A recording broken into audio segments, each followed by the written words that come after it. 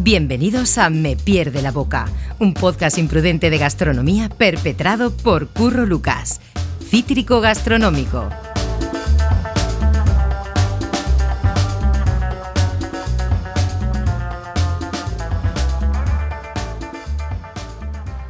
Para un hombre moderado, a veces el exceso es maravilloso. Parece evidente, pero aún así lo diré. El mayor beneficio de la contención es el placer del desenfreno.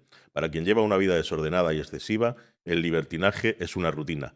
Las delicias del vicio están reservadas a los disciplinados. Esto es un fragmento del Glotón, libro de 2019 de Joaquín Jesús Sánchez, en el que pone algunas breves reflexiones en torno a la comida y la gastronomía.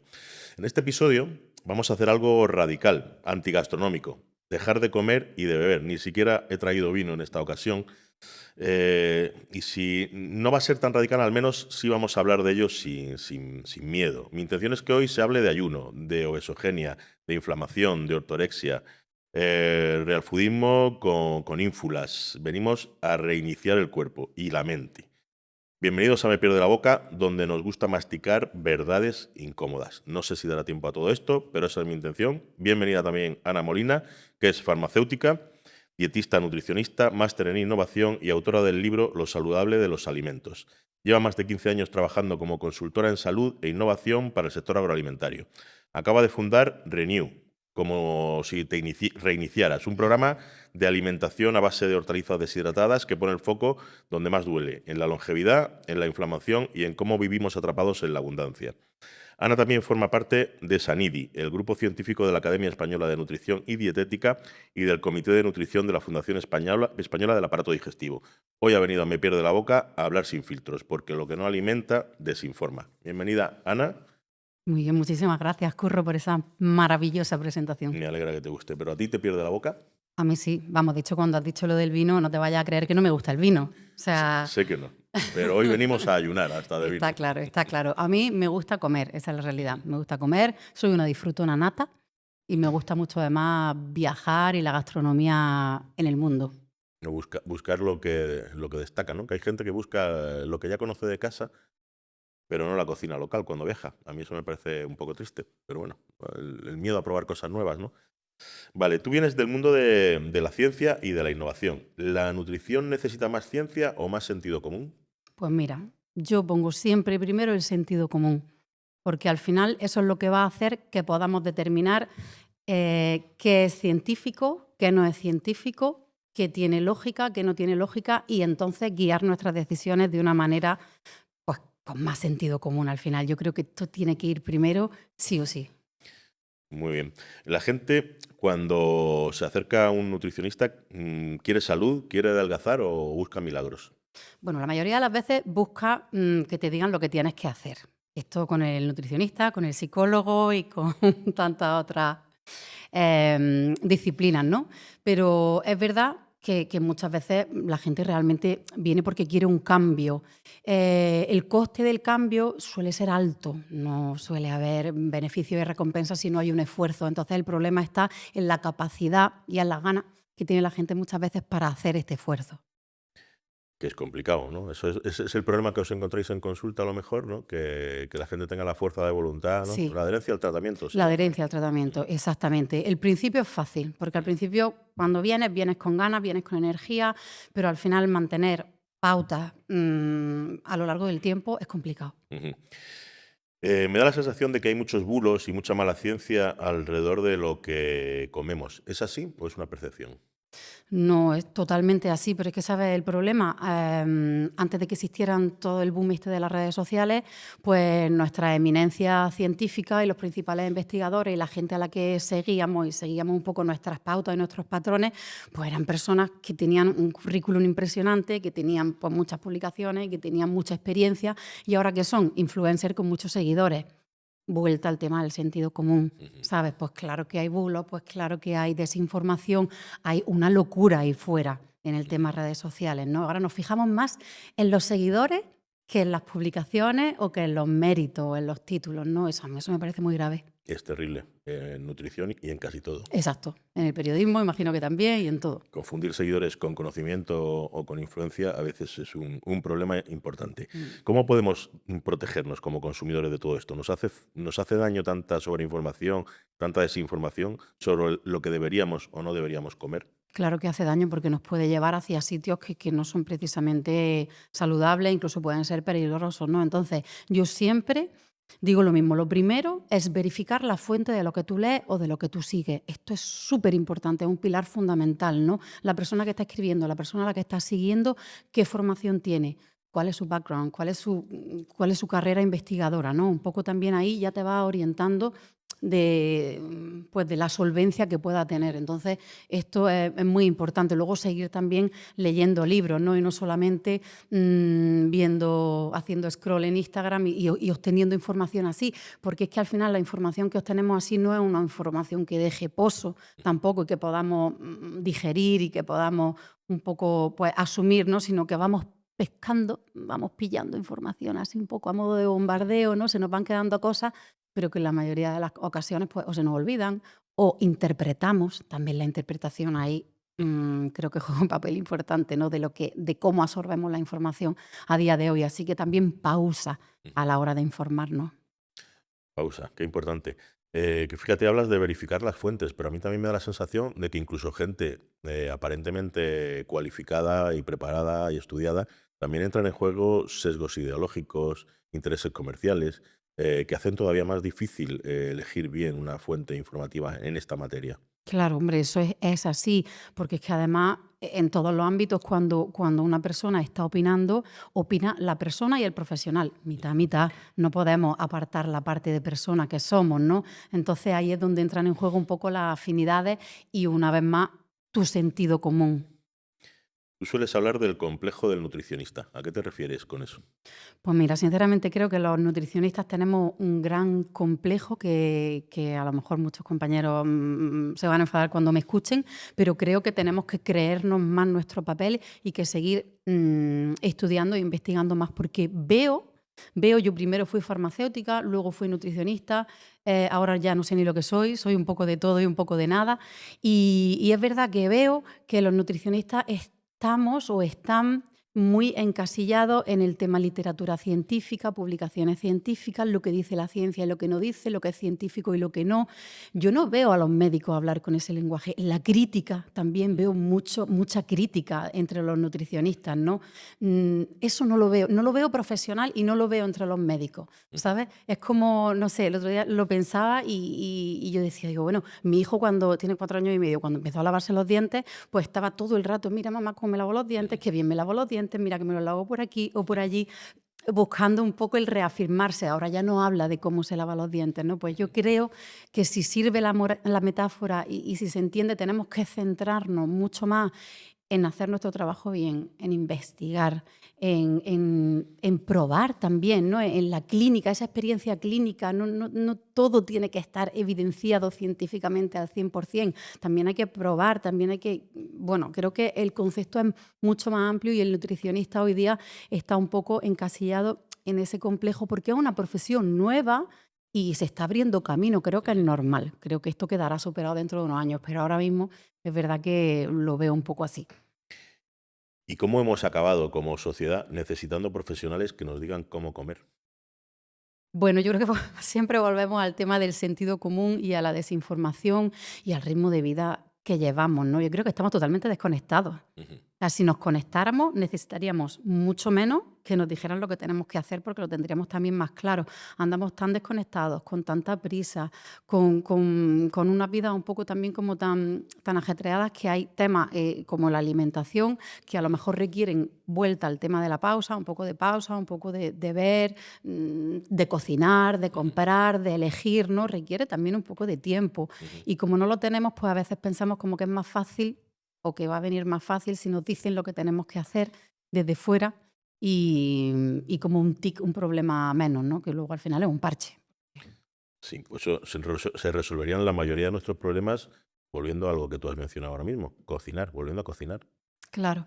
Hay controversia porque sí tenemos que volver a cocinar, a recuperar ingredientes también, esa diversidad que nos ofrece la gastronomía que estamos perdiendo, porque al final la prisa nos lleva a que compremos los 4 ingredientes de siempre, hagamos las 4 cosas que conocemos y que no estemos abordando el tema de la cocina tal y como es, ¿no? Que ahí tú lo sabes mejor que yo.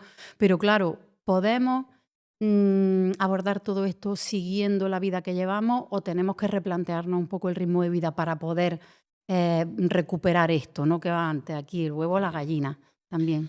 Bueno, yo, fíjate, soy partidario de frenar un poco el ritmo de vida que llevamos porque es excesivo, trabajamos demasiado, le damos demasiado de nuestro tiempo, de nuestro esfuerzo y de energía a los trabajos, pero también me parece que hay un poco de excusa en lo de no tengo tiempo para cocinar. Es verdad que planificar la compra puede ser incluso más complejo y lleva más tiempo que cocinar.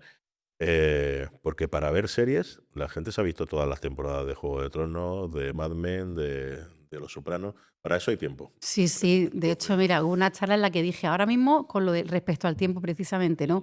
Sacad el teléfono y mirad en ajustes cuánto tiempo dedicáis. O sea, una media de 2 horas no se la quita a nadie, ¿no? Imagínate 2 horas para planificar tu alimentación Sí, y para y para cocinar. cocinar, que bueno, yo intento cocinar a diario y es verdad que cuando tengo tiempo, pues me explayo más, pero se puede, Se puede. con un poquito de conocimiento básico y con unas cuantas cosas en la nevera. Lo cierto es que Sí. no dependes tanto del procesado, del delivery Mm. o de lo que sea, ¿no? Pero bueno. En alguna entrevista también te he visto decir que vivimos inflamadísimos. ¿Eso qué quiere decir?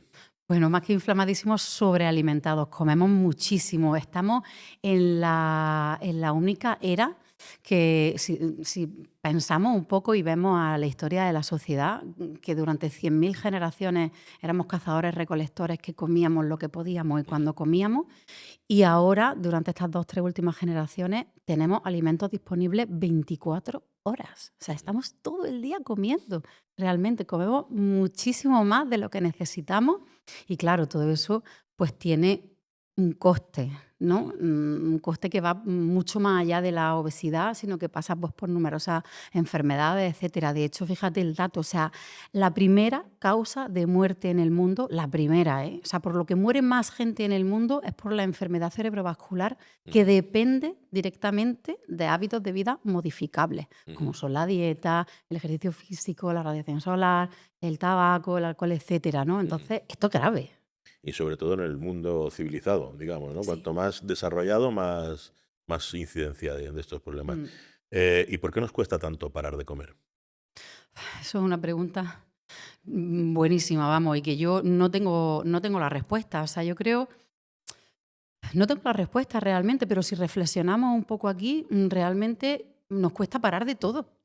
Es que vamos a 1000, claro, comemos, pero porque nos cuesta parar de todo. Si nos parásemos a escuchar lo que necesitamos comer o lo que necesitamos descansar Ujú. o lo que necesitamos movernos, haríamos las cosas muy diferentes, ¿no? Pero una vez más, pues no nos paramos. Y luego también es verdad que no todo es culpa nuestra, ¿eh? Porque yo también considero que tenemos, no nos lo ponen fácil ahí fuera, ¿sabes? Tenemos una industria que también pues, produce una cantidad de alimentos que yo creo que no deberían de estar a nuestra disposición de una manera tan fácil, tan accesible y tan barata.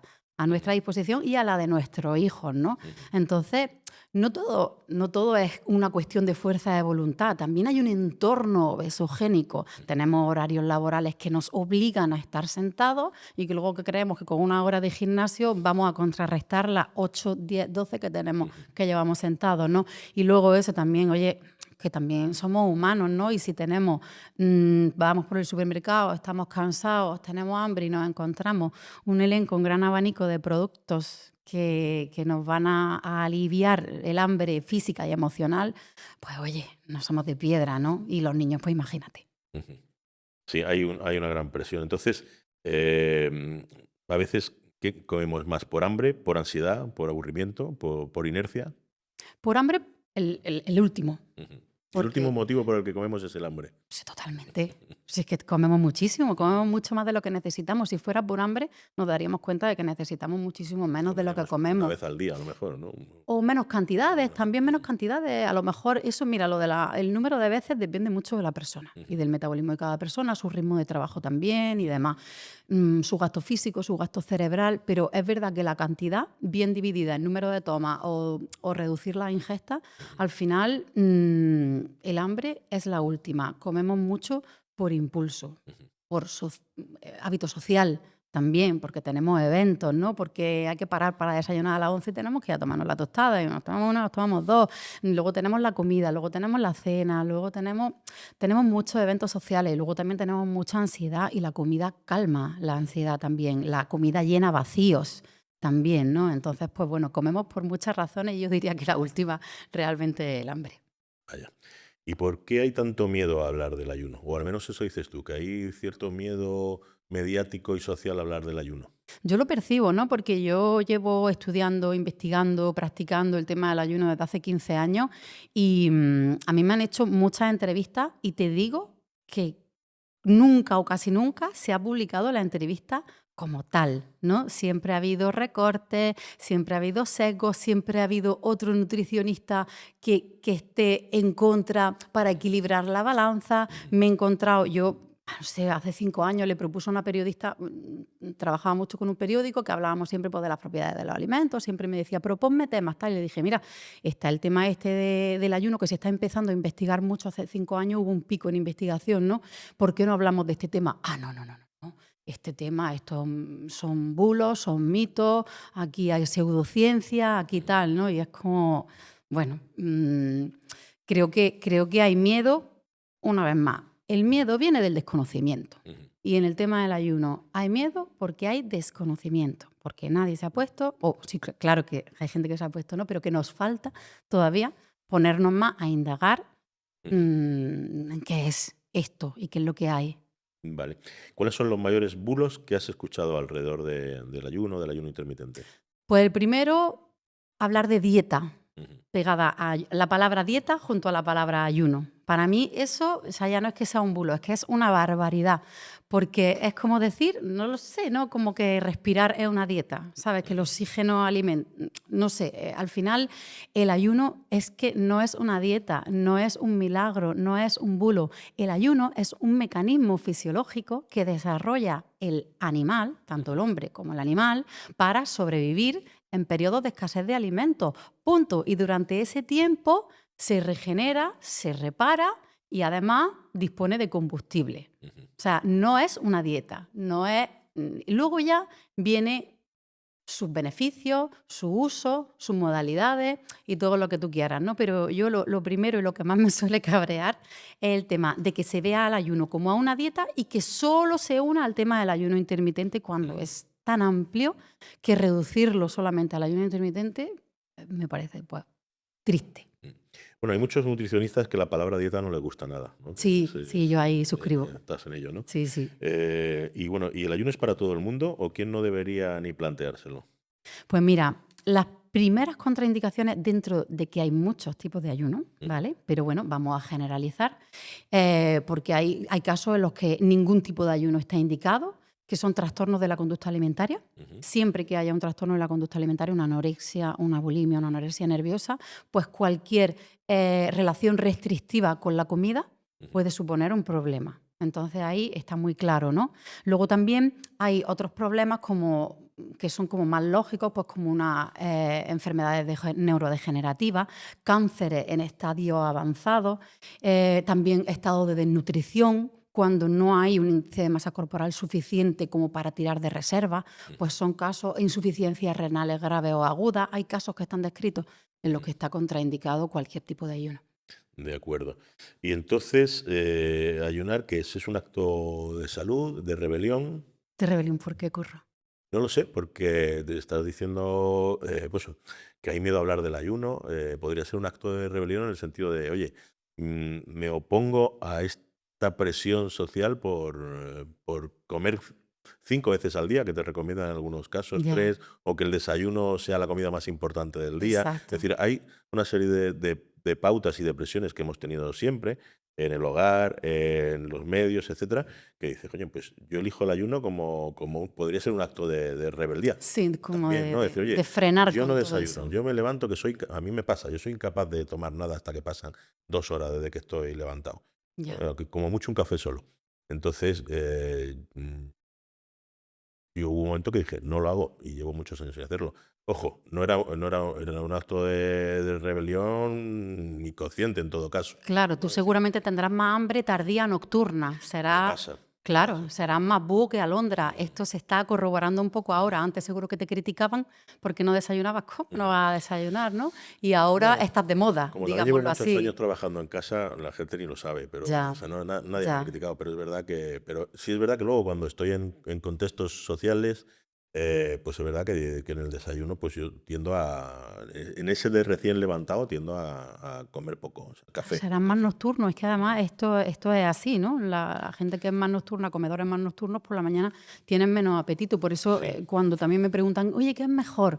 ¿El ayuno intermitente, saltarte la cena o saltarte el desayuno? depende, ¿no? Es que depende, claro. ¿Qué es lo que dice estrictamente la ciencia? La ciencia dice que los picos de insulina son mayores por la mañana, que por tanto es mejor saltarnos la cena, Ujú. que digamos nos va a engordar más. Esto es lo que dice la ciencia. Pero es que luego hay gente que no cenar con su familia le supone un trastorno Peor. peor, claro. Entonces también la personalización es súper importante. Ujú. Entiendo. Has dicho que hay varios tipos de ayuno. ¿Cuáles son los principales? Pues mira, el que conocemos como ayuno intermitente, que se denomina mal ayuno intermitente porque realmente, si lo buscamos en bibliografía, es restricción temporal de alimentos, que es lo que se conoce con una restricción de 12, 14, 16 o 18 horas, que es un Ujú. poco pues, lo que tú Saltarte haces. la cena No, o el desayuno, lo que sea. exacto, exacto. Luego está el ayuno intermitente como tal, que consiste en ayunar o restringir mucho las calorías en días alternos, que sería, no sé si has oído hablar de lo que se popularizó en su momento como la dieta 5-2 o el modelo 5-2, que era 5 días comías normal y luego 2 días en días alternos, de manera intermitente, restringían mucho las calorías, unas 400, unas 500 calorías. Y ahí, pues bueno, tenías como un par de días de reposo también. Luego hay otros modelos que amplían más los números de días, que están basados ya en la activación de los cuerpos cetónicos y de la autofagia de manera profunda. Este proceso ocurre cuando llevas 2 o 3 días sin comer o consumiendo muy poquitas calorías, ¿no? Entonces, claro, hay modelos que pretenden activar todos estos procesos y beneficios más relacionados con la inflamación y con la longevidad derivada de esta autofagia y de esta liberación de cuerpos cetónicos, que son 5 días. Son 5 días. Y luego ya pues tenemos en clínicas especializadas, pues como la clínica Butchinger u otras así famosas, en las que la gente se va y hay una de, vamos, los programas mínimos allí son 11 días. Hay una mínimo 7, máximo 21, ¿no? Que el cuerpo es capaz. Allí, desde luego, se recomienda hacerlo bajo supervisión. Hay un equipo médico, te hacen analítica, en fin, es otra historia. Por lo que dices, hay cierto paralelismo entre una dieta hipocalórica y una estrategia de ayuno.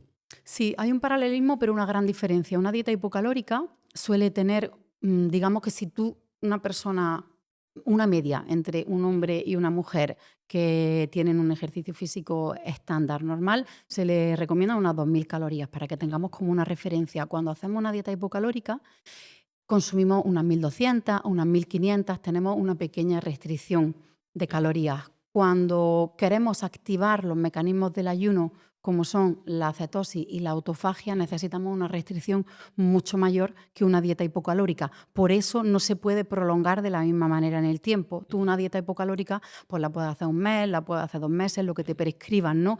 Pero un ayuno o una restricción de calorías que suponga activar los mecanismos del ayuno, no lo puedes hacer durante más de eso, ¿no? 5 días sin estar, digamos, en un ambiente monitorizado y más días, por supuesto, en un ambiente monitorizado, porque al final tenemos grasa disponibles. Las grasas liberan calorías y tenemos grasa, todos Eso, disponibles básicamente para... eso, cuando hablas de autofagia, te refieres a eso, el organismo consumiendo sus propias reservas.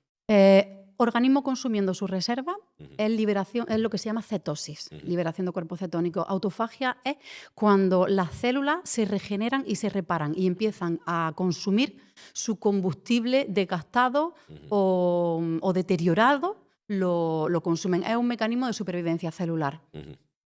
Muy bien. ¿Y cuándo se vuelve peligroso el ayuno? Pues cuando se pasa un límite. Ahí el límite lo determina la grasa corporal. Aquí estamos hablando a modo cuantitativo, porque a modo cualitativo ya hemos hablado antes de cuáles eran las contraindicaciones en las que no se podía realizar, pero a modo cuantitativo, cuando se vuelve peligroso es cuando tu grasa baja del 5%. En el momento en el que la grasa baja del 5%, para que te hagas una idea, otra vez, una media entre un hombre y una mujer normal tienen entre un 25% de grasa, es decir, un 5% es muy bajo. Pero a partir de ahí ya empieza a consumirse la proteína muscular y entonces sí que ya, vamos, es muy peligroso. Claro, pero me imagino que cuando llegas a ese límite, en el cuerpo se nota. Sí, eso es extremo, eso es extremo. O sea, hay señales mucho antes que te dicen ya que pares, ¿no? O sea, lógicamente no. Estamos hablando de un extremo, estamos hablando del peligro. Luego también, es que el peligro también es muy relativo, ¿no? Porque una persona puede estar haciendo un ayuno intermitente y tener hipoglucemias por la mañana, no está bien regulado y también puede ser peligroso, una diabetes tipo 1. En fin, que también el peligro ahí habría que, una vez más, identificar en cada caso. Pero bueno, hablando como del caso más extremo de peligro así real, común, sería ese. Como en todo, que lo hemos dicho ya varias veces, sentido común, ¿no?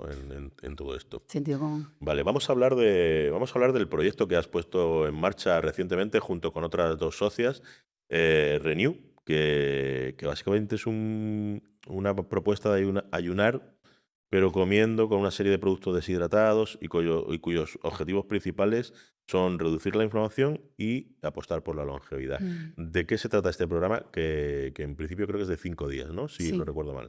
Sí, exacto. Bueno, pues un poco en la línea de lo que hemos ido comentando, yo ya te digo, en los 15 años que llevo investigando el tema del ayuno y demás, empezaron a desarrollarse estos modelos de 5 días que se veían que activaban los mecanismos de los que hemos hablado y que si se realizaban, porque claro, realizarlo una vez y ya está, pues obtienes los beneficios de esa vez, pero no los vuelves a obtener. Pero si se realizaban de manera periódica, cada 3 meses, cada 6 meses, pues se veía que a largo plazo empezaban a tener beneficios e impacto. Pero bueno, incluso los beneficios sobre la longevidad muy intangible, es muy difícil, pero sobre la inflamación lo ves al segundo día. O sea, al segundo día te desinflama sí o sí, ¿no? Entonces, pues desarrollaron un modelo llamado Fasting Mimicking Diets, que es dieta imitadora de ayuno, pero no nos gusta la palabra dieta, y que lo desarrollaron unos investigadores a la cabeza de Walter Longo, que es el gurú de la longevidad y que dirige el Instituto de la Longevidad ahí en la Universidad de Davis de California. Patentaron este modelo, llevan 15 años estudiándolo y con muy buenos resultados. Entonces, ¿en qué consiste Renew? Pues hemos desarrollado una serie de alimentos basados en esta ciencia, ¿no? Que tienen las calorías suficientes y necesarias para activar los mecanismos de los que hemos hablado, pero de manera segura, controlada, y luego además le hemos dado mucha importancia a las recetas, ¿no? Porque yo esto también es algo que venía haciendo en consulta. Yo a toda persona que venía a mi consulta le ponía 5 días de puré, de gazpacho de zumo, como una restricción profunda para activar de manera rápida el metabolismo y poder empezar a ver resultados rápidos y que nos sirva como inercia también para los cambios, porque muchas veces la gente necesita ver cambios para poder adherirse a la dieta. Entonces esto es como muy positivo y ahí pues nos pusimos a desarrollar esta línea de alimentos y un poco también el programa que acompaña a la línea de alimentos también. Que imagino que los productos son deshidratados sobre todo por una cuestión de estocaje, ¿no? De que no tengan un consumo preferente a corto plazo. Claro. Sí, en este sentido le hemos dado muchas vueltas, años de investigación y el último ya centrados en los deshidratados, pero sí que antes estuvimos viendo pues cómo hacerlo con crema y eso también con gazpacho y demás, pero al final, mira, por tema de vida útil y de peso a la hora de hacer el transporte, de los envíos y demás, al final pues es mucho más cómodo también a la hora de hacértelo, son 5 minutos y mantiene las propiedades, porque al final yo que conozco muy bien la industria alimentaria y todos los tratamientos de conservación que hay, al final los tratamientos de conservación implican una pérdida de nutrientes, menos el deshidratado. El deshidratado potencia los nutrientes porque Lo concentra. concentras. Si Claro, pierdes el agua, concentra los nutrientes. exacto. Vale. Entonces ahí tenemos una mayor concentración de nutrientes y una menor ingesta calórica y pretendemos potenciar un poco Bueno, estos pero dos. necesitas mucho más producto Sí. para una cantidad útil, ¿no? Claro, claro. Al final es verdad que la cantidad de la sopa no es la misma que si tú te tomaras un bol pues de verdura hecha en tu casa y triturada, ¿no? La cantidad es menor, pero el sabor es mucho más potente. Muy bien, sí. Además, eso, en la presentación le dabais mucha importancia al sabor de las recetas que planteáis para esos 5 días, pero también a los colores. ¿Por qué? Sí. Bueno, pues al final decidimos que tenía que ser algo también que motivase, Ujú, ¿no? Que a la hora de hacerlo, pues pudiese tener aparte de que los colores en los alimentos se asocian con diferentes nutrientes, ujú, por tanto, aportar color implica aportar riqueza nutricional. ujú, El hecho de no hacerlo de manera desordenada, sino hacer cada día un color fue un reto ujú, a nivel de desarrollo, pero también le estamos viendo que a las personas que lo están haciendo le está encantando, ¿no? Pues voy por el día morado, ujú. voy por el día verde, el día y ya asociamos nosotras y a la persona le resulta más fácil asociar porque cada día te ocurre una cosa diferente, ¿no? El primer y segundo día, digamos que te da como la hipoglucemia que manda señales al cerebro para que empiece a activar la quema de grasa. Entonces cada día tiene sensaciones diferentes y también nos resulta pues más fácil, ahora lo estamos viendo a la hora de comunicarnos con nuestros pacientes, con las personas que lo están haciendo, de decir, venga, pues el día morado va a sentir esto, el día marrón va a sentir lo otro, y a la persona es verdad que le ilusiona mucho este proceso de descubrir qué recetas, con qué colores tendré hoy, ¿no? Al final, bueno, es un plus de valor. Y estamos hablando de un programa de 5 días, pero ¿hay algo en el programa que luego alargue ese proceso de decir, oye, igual ya metéis a la gente en un cambio de estilo de alimentación o de estilo de vida que queréis que se alargue más allá de los 5 días? ¿Es así? Claro, esto no es una dieta de 5 días y adiós, esto es el catalizador de un cambio. Ujú, Por eso la caja tiene alimentos para 5 días, pero el programa dura 21 días, ujú, durante los cuales las semanas de antes ya empezamos a hacer cambios. ujú. Y además los cambios los personalizamos, ¿no? Y empezamos pues a cambiar hábitos de cada uno. Luego están los 5 días como tal, que son comunes para todo el mundo, y luego la siguiente semana, que es la salida, donde también pues tenemos como un modelo de dieta para seguir, un modelo de cambios de hábitos, e invitamos, como lo que estamos trabajando es un modelo de prescriptores, lo que invitamos es a que la persona luego siga con un prescriptor, que siga con un médico, que siga con un nutricionista, que siga, ¿no? Al final lo que pretendemos es eso, es como el comienzo de un cambio. El comienzo de un cambio. Sí, Claro, porque hablamos del contexto obesogénico y también de las tentaciones continuas que tenemos a poco que tengamos vida social, ¿no? Un mínimo de vida social. ¿Cómo planteáis esa adherencia al tratamiento? ¿Cuáles son las claves para conseguir esa adherencia? pues al final la persona tiene que saber que tiene que hacer un sacrificio y queremos que haga ese sacrificio, porque es lo que decíamos antes, las personas quieren cambiar pero no están dispuestas a hacer el esfuerzo que eso conlleva, ¿no?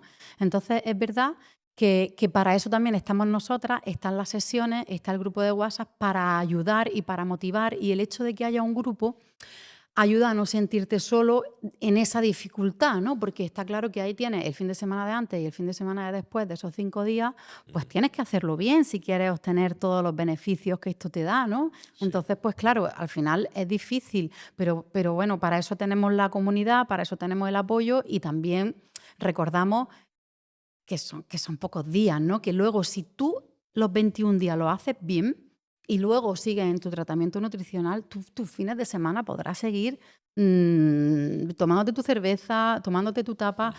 Aprendemos a luego enfrentarnos después a los fines de semana también sin miedo, porque al final Sin culpa, ¿no? Más que sin hombre, culpa. claro, cualquier patrón alimenticio que te quita del mundo social es un desastre, es un Ujú. fracaso, ¿no? Pero esto son 5 días, Veo es un mucha programa. culpa. Yo veo mucha culpa los fines Sí, de semana cuando salgo con algunos amigos. sí, sí que En lo fin. hay. Mm, hay una parte que me preocupa, porque como todo esto de los ayunos tiene sus detractores, ¿no? Y entonces, algunos hablan de que los estudios han sido hasta ahora a corto plazo, con muestras pequeñas o con animales, y que por el momento no hay datos a largo plazo. ¿Es así? Claro, esto de qué estamos hablando, ¿de un ayuno intermitente o de nuestro tipo de ayuno que es la Ujú, fasting mimicking diet? ujú, ¿O estamos hablando de dieta intermitente? Aquí hay un batiburrillo, ujú, ¿sabes? Aquí mezclamos unas cosas con otras, ¿no? Entonces, pues, Walter Longo lleva 15 años estudiando este modelo. ¿15 años se considera suficiente evidencia o no se considera suficiente evidencia? Por ejemplo, los trasplantes fecales, ujú. ¿cuánta evidencia tienen? Y se están haciendo con éxito. No sé ni lo que es eso. Pues en el tema de la microbiota intestinal, Ujú. ahora se está investigando muchísimo. Entonces, todas las investigaciones y todas las aplicaciones de los probióticos, de los trasplantes, se están haciendo cosas muy Los innovadoras. trasplantes para mejorar la flora de alguien que la Claro, tiene claro. Eso inestable. lo he puesto así como un ejemplo más conocido y menos criticado, Ujú, que no tiene evidencia de más que se está haciendo en los últimos poquísimos años, ujú. ¿no? Pero que se está haciendo, ¿no? Porque si esperamos a que todo tenga una evidencia de cuánto tiene que tener, 10 años como un medicamento, 5 como una planta, Ujú, ¿dónde está el baremo para la alimentación, no? Pues si esperamos también esos tiempos, que no sé quién los determina, pues no hacemos nada. Entonces tenemos que coger y hacer las cosas, pues eso, con sentido común, con lo que nos dice la experiencia, con lo que nos dice la ciencia. Entonces, que hay investigación, que no hay investigación, que hay número de muestra, que no. Volvemos a lo de antes. Volvemos un poco también a lo de antes, ¿no? O sea, hay lo que tú quieras que haya, sí. realmente, ¿no? Y bueno, y con conocimiento y con todo el conocimiento científico, porque, a ver, se lleva investigando sobre la fisiología del ayuno muchísimos años. Que ahora se ha puesto de moda el ayuno intermitente y se ha hecho un estudio que dice que el ayuno intermitente no hay estudio a largo plazo. Pues claro, si se acaba de poner de moda el ayuno intermitente, claro que no hay estudio a largo plazo. ¿Que eso quiere decir que no se haga? Pues entonces, es un poco. Ha usado un término que me parece peligroso, moda. Claro, el ayuno intermitente está de moda y a mí Ujú, me da muchísimo coraje ujú, por lo que te decía antes, ¿no? Si cada vez que sumamos la palabra ayuno a moda, a dieta, a bulo, al final estamos olvidando el contexto histórico y la parte de fisiología humana que tiene el mecanismo del ayuno. Que llegue el zapataki y lo ponga de moda para adelgazar, pues tenemos que estar por encima de eso. Para eso estamos los profesionales. ujú, Para eso estamos los profesionales, para superar eso e irnos al origen, a la raíz y intentar un poco saltar por encima de las modas y asentar bases, ¿no? ujú. Entonces, pues bueno. Y hay otra cosa que siendo los españoles como somos, habrá quien cuestione el precio, porque planteáis un programa de 5 días que cuesta, 21.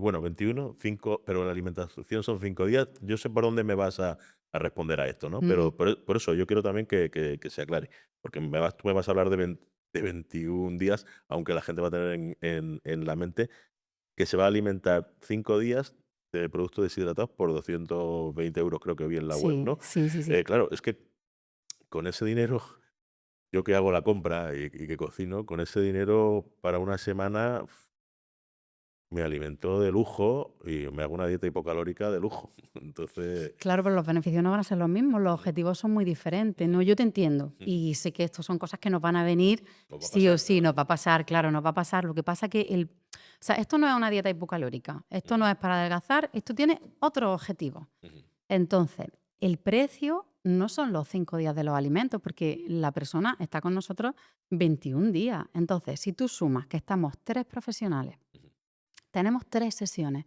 en ujú, directo de 1 hora. El coste de cada una de nosotras en esas 3 sesiones suman 750 euros. ujú, Está la doctora Pilar Esteban, que es especialista en aparato digestivo. Está Rocío Gasó, que es ingeniera química con un MBA en San Telmo. Y estoy yo, que ya me conocéis. ujú, La suma de esos 3 profesionales, los podéis mirar en la página web de cada uno, son 750 euros, ujú, sin contar la comida. ujú, Luego hay acceso 24/7 a un grupo de WhatsApp en el que estamos resolviendo dudas permanentemente. ujú, Y luego además nos mandáis correos en los que personalizamos, si hay que personalizar algo. Y luego los 5 días de alimentos en los que tienes 17 recetas diferentes, tienes 15 Mm. desayuno, comida y cena, luego tienes las meriendas con los anacardos y tienes 2 sobres de infusiones. Al Ujú. final son 17 ingestas, Ujú. ¿sabes? Mm, y luego tienes, pues, que nosotros queremos trabajar con prescriptores, Ujú. queremos tener márgenes para prescriptores que trabajan con nosotros. Ujú.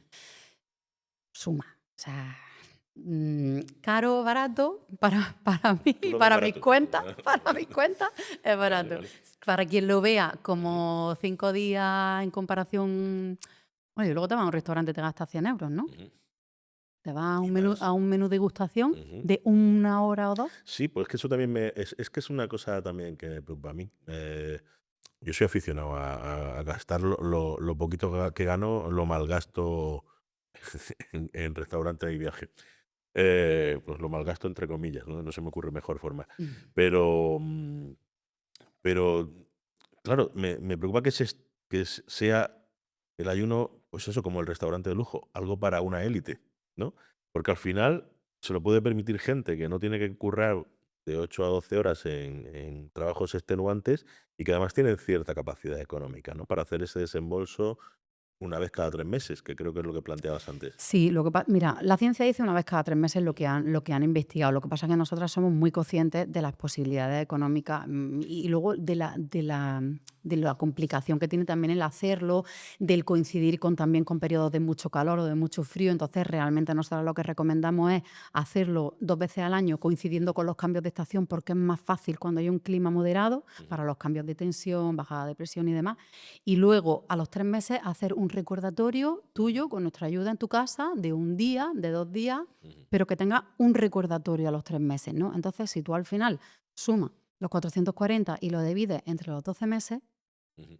realmente no es tanto si lo comparas con otro tipo de gastos que puedas llegar a tener.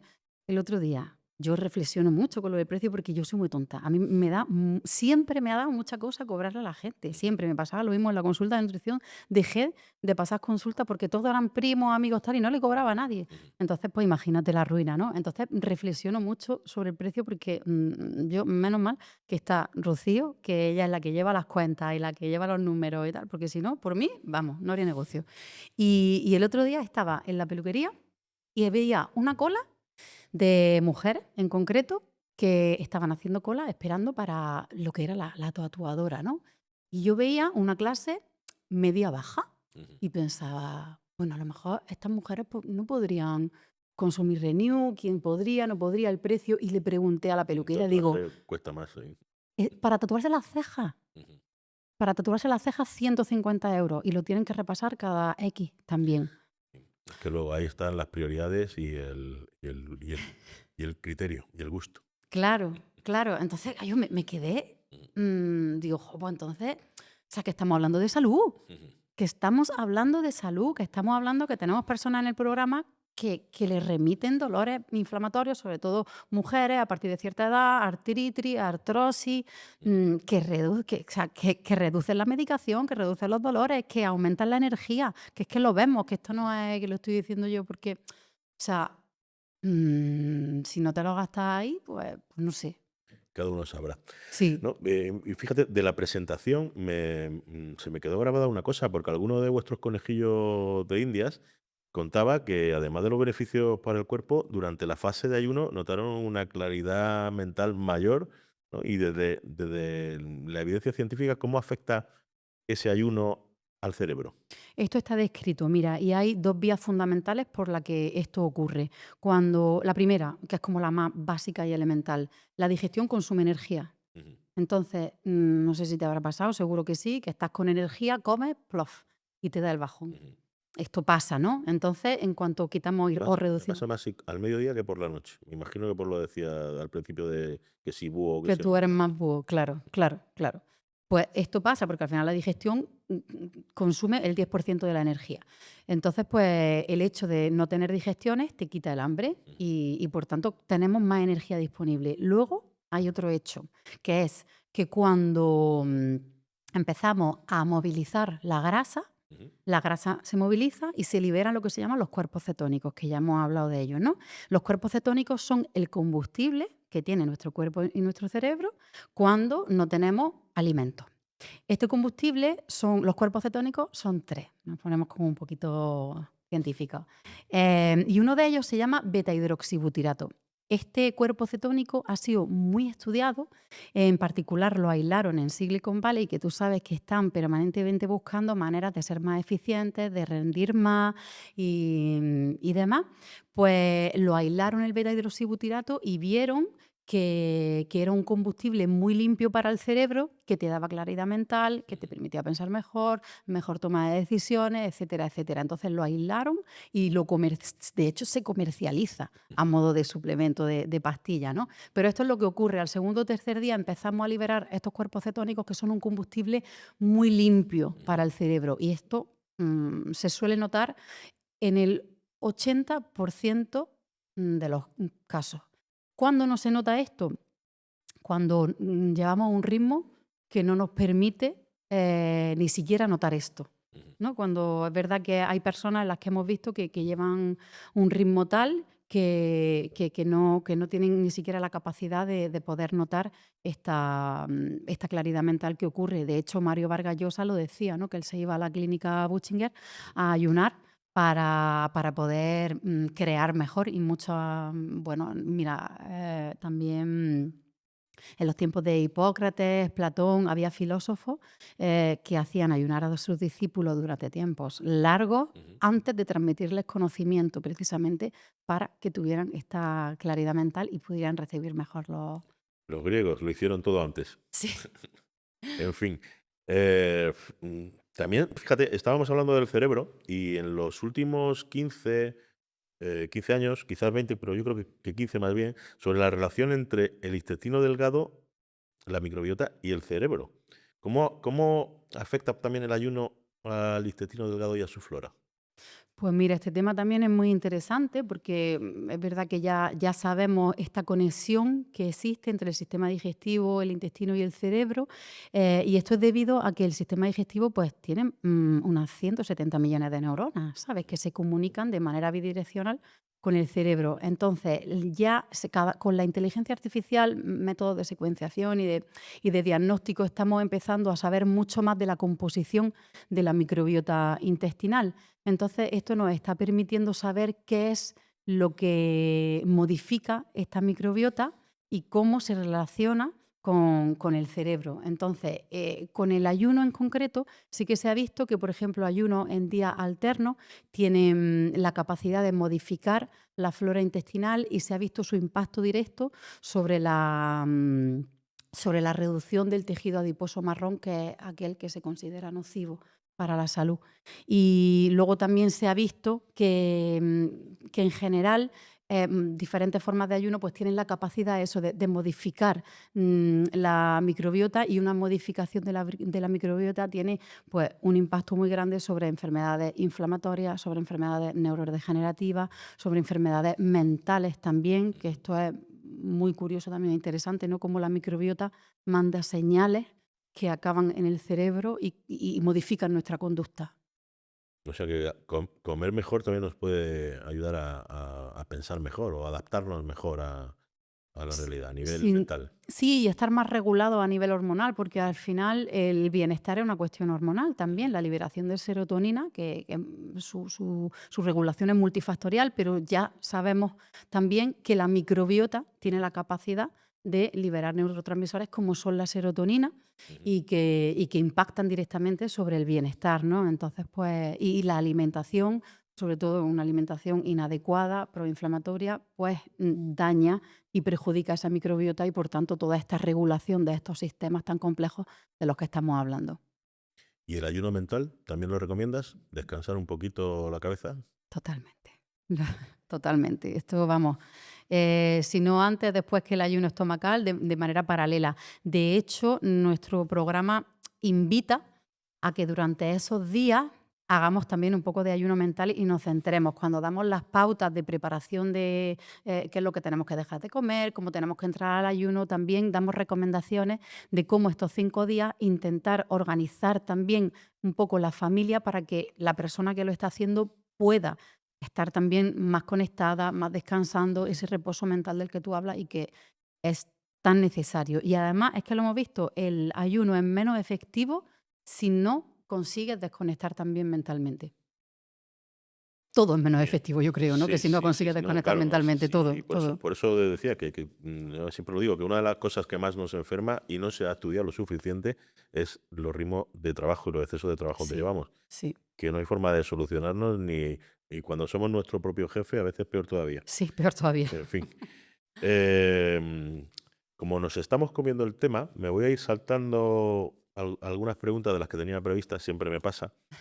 Si luego tenemos tiempo la recupero. Vale. Aunque sí hay una... ¿Por qué se ha puesto tan de moda el tema de la microbiota? ¿Tú sabrías decirme? Primero porque es algo muy nuevo, entiendo, y la gente quiere saber, pero ahí se habla bastante, ¿no? Se habla bastante porque la ciencia y la tecnología y la inteligencia artificial han avanzado de una manera que nos permite tener más método de diagnóstico, conocerla mejor, poder secuenciarla más. Ujú. Junto con el genoma podemos secuenciar mejor también la microbiota y conocer más acerca de su composición. Entonces, al final, una moda que viene de la mano del desarrollo de la tecnología también y de estos métodos y demás. De acuerdo. Bueno, la salud es importante, ¿no? Pero a mí me preocupa que observo, ¿no? Lo que decíamos antes, lo de gente con la que te vas a tomar una cerveza al fin de semana y no se relaja. Incluso hay un nombre para esa obsesión enfermiza por la salud y los productos sanos, ortorexia. ¿Dónde está la línea entre cuidarse, llevar una vida saludable y obsesionarse? ¿Dónde ponemos esa línea roja? Bueno, yo creo que hay como hay dos perfiles de personas. Está la persona de la que primero tú hablas, que no se relaja el fin de semana y se hincha de viernes a domingo Ujú. y no se relaja porque sabe que está tirando por la borda todos los esfuerzos de la semana, que eso es una cosa, ¿no? Mm. Como lidiar con el fin de semana para que sea moderado y no sea eso, ¿no? De viernes mediodía hasta domingo por la noche. Y otra cosa es la obsesión permanente de lunes a domingo por una alimentación saludable, por un exceso de ejercicio, por algo que nos lleva más ya hacia lo enfermizo de manera, pues, bueno, mentalmente y físico, por lo que pueda suponer también, ¿no? Ya depende de, lógicamente, si nos estamos sometiendo a dietas demasiado restrictivas o estamos tomando demasiados complementos también alimenticios, estamos abusando también de alimentos que son exóticos, pero que no son naturales a nuestro entorno. Esto también es muy importante, ¿no? Muchas veces nos ponemos a consumir superalimentos que vienen de no sé dónde, tal, y nuestra genética, nuestro Los entorno. superalimentos, ya ves. no- Bueno, pero perdona, no quería No, cortarte. no, no, nuestro No, superalimento es el tomate, el sí. calabacín, el pepino, ¿sabes? O Sí, sea, porque la genética, por ejemplo, el alga que se supone que el alga en determinados contextos geográficos, como no tenemos claro. un cuerpo evolucionado o sea, excederse con el consumo de algas puede ser peligroso. Pongo un ejemplo Sí, nada sí, más, se ¿eh? está Ojo. viendo, la regulación del tiroides se ve afectada en algunos casos por Mm. consumir de manera excesiva algas, ¿no? Por ejemplo, ¿no? En Y lugares donde no ha habido tradición de comer algas. claro. Pues en Japón o Irlanda no hay ningún problema de ese tipo. Vale, y no sé si esta ortorexia, esta obsesión por la vida saludable, va a más. A mí me da la sensación de que sí. No sé si ya hay cifras en el entorno médico científico. La verdad es que las desconozco. O sea, yo no creo que al final se ve mucho, es mucho postureo. Entonces yo creo Claro. que esta ortorexia es más un postureo que luego real, porque enfermedades derivadas y causadas de esto Mm, no se están viendo, ¿no? Hombre, se ve la anorexia, que se ha mm. visto toda la vida y que ahora mismo se está viendo fomentada por las redes Bueno, sociales, por la hay mucha imagen. presión en redes sociales para llevar una vida saludable. Sí, No digo que sea un dato malo, pero las industrias están preocupadas. Hay un descenso en el consumo de alcohol en la gente más sí, joven es verdad. a nivel mundial que es un derivado de esto, ¿no? Claro, al final, bueno, también las realidades siempre son más complejas. También tiene mucho que ver cómo socializan las nuevas generaciones, que Sí, socializan de otra manera, tal. Pero es verdad que el rechazo porque es malo para la salud es uno de los factores más importantes. Y la industria entera, que es una industria grande y poderosa, sobre todo la de los destilados y de la cerveza, está preocupada por el futuro, sí. ¿no? Entonces, claro, se ve un impacto ya real de esa obsesión en cómo afecta al mundo de los negocios, ¿no? A la economía. Que no digo que sea malo, ¿eh? Oye, Ya. que beber menos Claro. alcohol siempre es bueno. Ujú. Claro, es verdad que en el tema del alcohol es complejo, ¿no? Porque eso de en el punto medio está la virtud. Bueno, en el alcohol, por ejemplo, a día de hoy ya, pues No hay los punto medio. estudios dicen que no hay punto medio realmente, ¿no? Que el alcohol, el consumo de alcohol recomendado es a cero.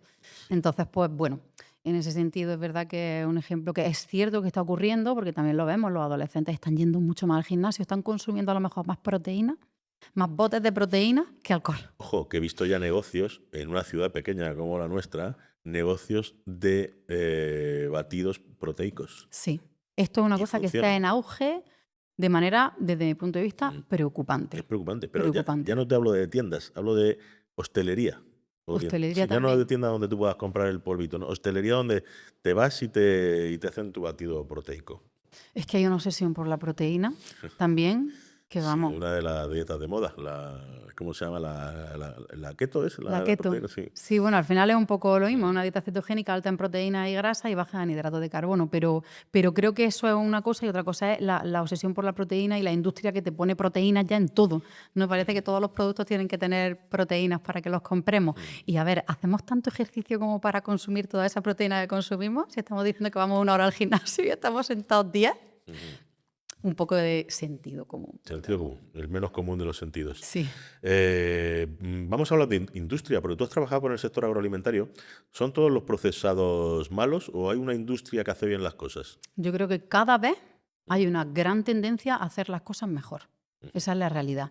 Y la industria, cada vez hay más técnicas y tecnologías de conservación que tratan los alimentos de manera preservando más el sabor y los nutrientes también. Conseguir vidas útiles también es verdad que estamos consiguiendo que el consumidor, en vez de demandar una vida útil de 1 año, pues ya te la demande de 1 mes, de 2 meses y salga, porque antes el problema era que tú podrías ofrecer eso, pero la persona quería una vida útil más larga. Yo creo que ya demandamos alimentos mínimamente tratados, que tengan vidas útiles más cortas y que tenga más rotación también. Ahí se ha avanzado muchísimo, las altas presiones, las pasteurizaciones suaves. Hay muchas técnicas y tecnologías de conservación ahora mismo que se está avanzando mucho en este sentido, ¿no?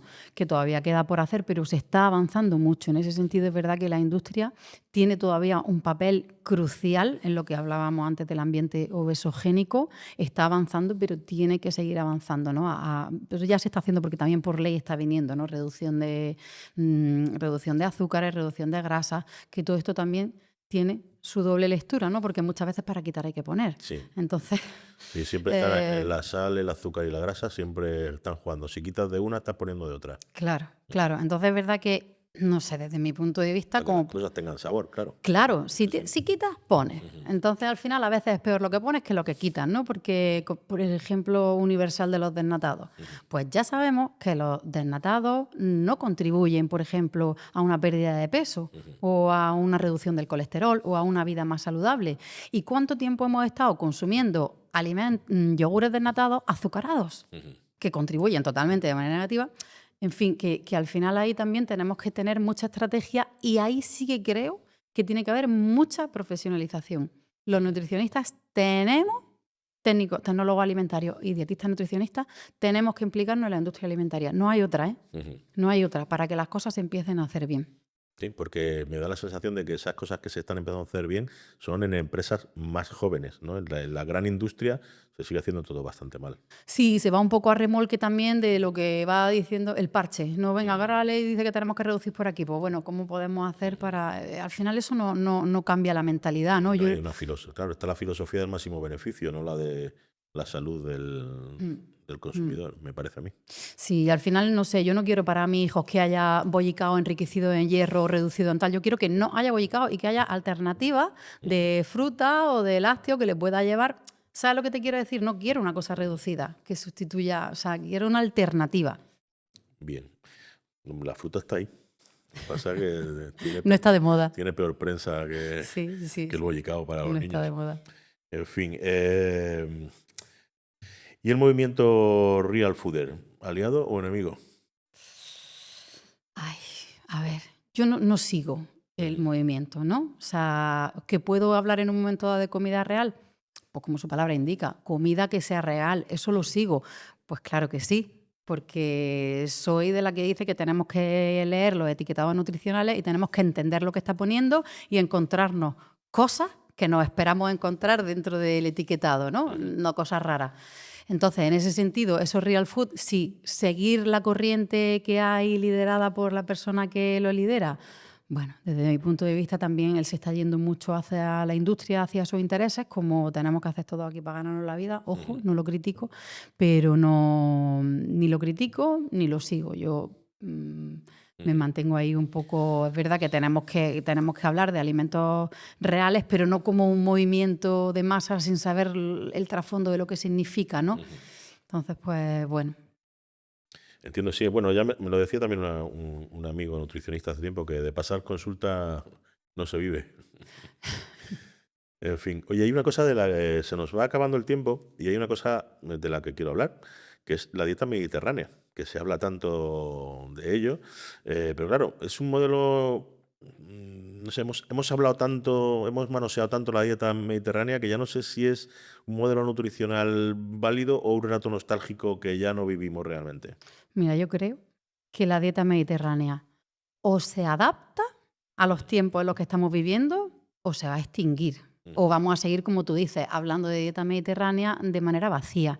Porque ¿qué es lo que pasa en una consulta médica? En unos 5 minutos de consulta médica en la que te recetan una medicación para el colesterol y una para la hipertensión y una para la diabetes tal, que te dicen, tómate esto, pero siga usted una dieta mediterránea. Y se va la persona tan pancha diciendo, yo sigo una dieta mediterránea. Cualquier persona que le pregunte sigue una dieta mediterránea. ¿Qué es la dieta mediterránea? Claro, si vives en el Mediterráneo ya tienes una dieta mediterránea. Todos nos pensamos que seguimos una dieta mediterránea. Pero claro, y que además el que conoce el estudio, del que parte toda esta idea de la dieta mediterránea, que es en una isla, en un contexto muy concreto, claro, dice, porque no es lo mismo la dieta mía que la de un valenciano que la de un francés. Fíjate los franceses, que consumen mucha grasa y no hay mucha obesidad en Francia. La paradoja francesa está famosa, ¿no? Que me encanta, ¿no? Claro.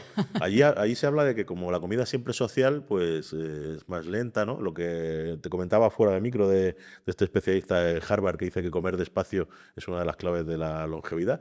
Los franceses comen despacio porque lo hacen muy social, muy mediterráneo, ¿no? Que esa parte también es importante, ¿no? Claro Yo lo que que más sí. odio en la vida es comer solo y lo hago constantemente. Sí, hombre, el contexto influye, claro que sí, el comer despacio, el comer menos, el comer saboreando lo que comemos, vuelta a lo de antes también, a lo de la conciencia, ¿no?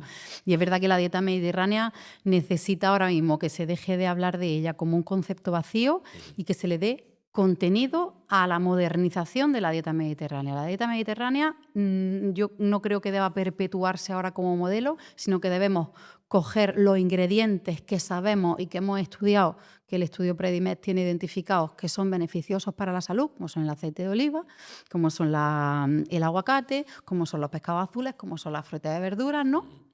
Coger los ingredientes y aprender, como son las legumbres, y adaptarlos a la vida a la que llevamos. Eso de decir que tenemos que volver a cocinar como la abuela a fuego lento. ¿Quién va a cocinar ahora a fuego lento? O sea, a mí me matas. Como me digas que yo tengo que cocinar a fuego lento, criar 2 niños, sacar una empresa para adelante. ¿Sabes? Al final es como crearnos como una presión añadida, ¿no? No podemos cocinar lo de antes pues porque no tenemos los ritmos de vida tampoco que teníamos antes. No nos pasamos en la calle el tiempo de antes. Entonces hay que modernizar y actualizar el concepto de dieta mediterránea si no queremos que se extinga o se quede como palabras vacías. Por ejemplo, a mí cuando la gente me habla de lo difícil que es incorporar legumbres, ¿no? Porque las legumbres se asocian a ese guiso de olla grande, de fuego lento. Y claro, yo, por ejemplo, las he incorporado a mi dieta en forma de snack, ¿no?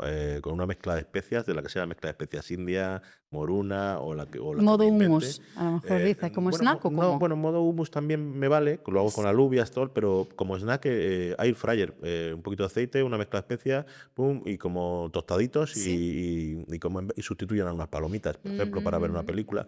Y me lo apunto. Y es más sano. Entonces, claro, una forma de incorporar. Cuando no tengo tiempo para hacer un hummus, que también que se tarda nada y menos. Tampoco soy muy fan del hummus, también te lo digo. Prefiero otras cremas de esa parte del Mediterráneo, ¿no? Prefiero otras cremas con pimientos o con o con berenjenas, que me parecen más ricas, y Claro. tardo lo mismo en hacerlas. Un poquito más de horno es lo único que necesitan.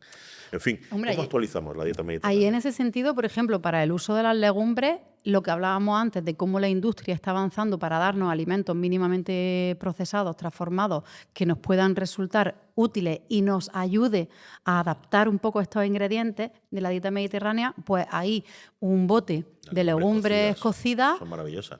y una ensalada, ya está, Ujú, ¿sabes? ujú, 4 hortalizas de colores diferentes para obtener los nutrientes de cada uno de sus colores. Una legumbre ujú.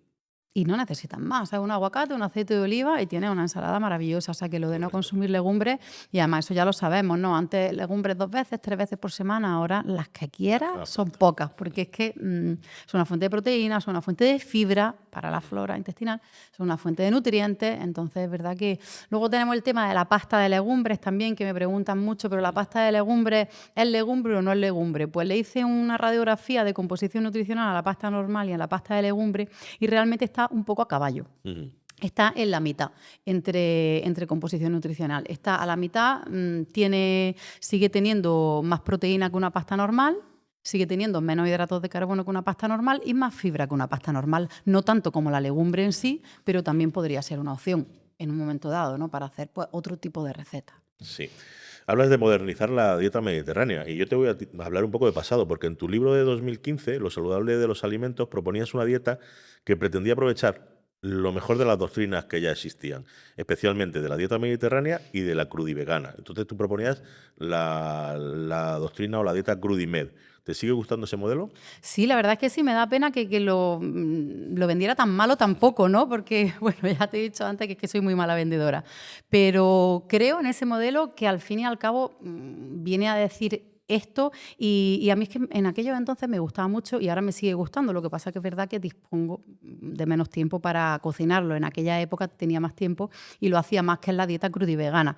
Cuando la descubrí me encantó porque no sé si tú la has podido experimentar, pero al final se trata pues de una cocina que se llama como más viva, porque al final utiliza muchas verduras y muchas frutas, muchos alimentos germinados, todo en crudo, para obtener al máximo pues todos los nutrientes que tienen, degradar en la menor medida, ¿no?, posible los nutrientes. Entonces, ¿qué es lo que pasa? Que al ser una dieta exclusiva de crudos te obliga a tener que utilizar fruta y verdura en formatos que a lo mejor pues, no se te habría ocurrido, pues como por ejemplo pues, lo de las láminas del calabacín, que ya sí, pero hace 20 años, ¿quién hacía espirales de calabacín o las láminas, no? O la remolacha también, en un gazpacho coger la remolacha cruda, que ¿cuántos consumimos la remolacha cruda, si no cocida? Me encanta cruda. Claro, Y claro. fermentada. Mm. Maravilla. El tema de los fermentados lo tengo poco explorado, explorado. pero es verdad que también es muy interesante, muy nutritivo, está ahora también en auge. A mí me gusta mucho. Llevo haciendo. Es verdad que tenemos aquí un clima que, por ejemplo, ya cuando empieza este calor ya es complicado. Pero bueno, del otoño al inicio de la primavera intento siempre tener mis botes de fermentado. Oye, a un taller de fermentados me apunto. Pues debería. Lo que pasa que yo siempre siento el síndrome del impostor, claro, porque además me atrevo a jugar con mi salud, pero con la de otros me cuesta más.